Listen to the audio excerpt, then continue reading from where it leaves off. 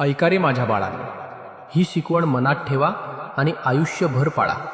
यातूनच खरा आनंद आणि शांती मिळते. 1.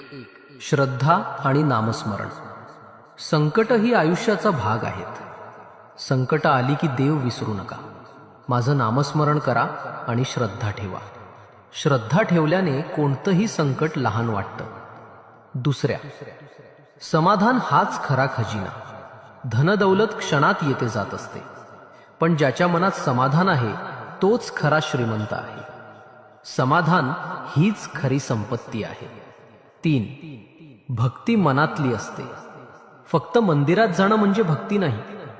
भक्ती म्हणजे प्रत्येक क्षणी देवाची आठवण ठेवणं. हीच भक्ती मन शुद्ध करते आणि जीवन सुंदर करते. 4. राग मनाला जाळतो. राग दुसऱ्याला नाही, तुलाच जाळतो. रागाने सुख नाही मिळत, दुःखच वाढतं. म्हणून संयम आणि शांतता या 2 गोष्टी जपा. 5. दान निस्वार्थाने करा. दान हे नावासाठी नको, ते मन शुद्ध करण्यासाठी असतं. जे दान कुणालाही न करता निस्वार्थाने केलं जातं तेच खरं दान आहे. 7. संकट म्हणजे परीक्षा. लोखंड तापलं की सोने होतं. तसंच संकट म्हणजे श्रद्धेची परीक्षा आहे. जी श्रद्धा ठेवतो तोही परीक्षा पार करतो आणि त्याचं जीवन सोन्यासारखं होतं. 7. सेवाभाव ही खरी भक्ती. भक्ती ही फक्त नामस्मरणापुरती नाही. खरी भक्ती म्हणजे दुसऱ्याच्या डोळ्यातले अश्रू पुसणं, दुःखिताला आधार देणं हीच खरी सेवा आहे. 8. मनावर विजय. मनच तुमचा मित्र, मनच तुमचा शत्रू.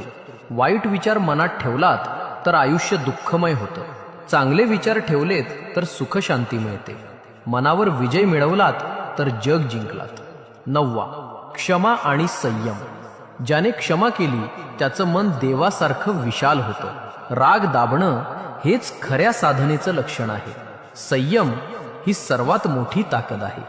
10. देवावर पूर्ण विश्वास. जीवनात सगळं तुमच्या हातात नसतं. जे हातात नाही ते माझ्यावर सोडा. मी आहे ना तुमच्यासाठी. फक्त माझं नाम घ्या, श्रद्धा ठेवा. मी कधीच तुम्हाला सोडणार नाही. स्वामींचं नाव जिथे जाईल तिथे प्रकाश पसरतो. तुमचा एक सबस्क्राईब आणि कमेंट म्हणजे महाराजांचं नाव जगभर पोहोचवणं. तर आत्ताच करा सबस्क्राईब आणि कमेंटमध्ये लिहा, जय जय रघुवीर समर्थ.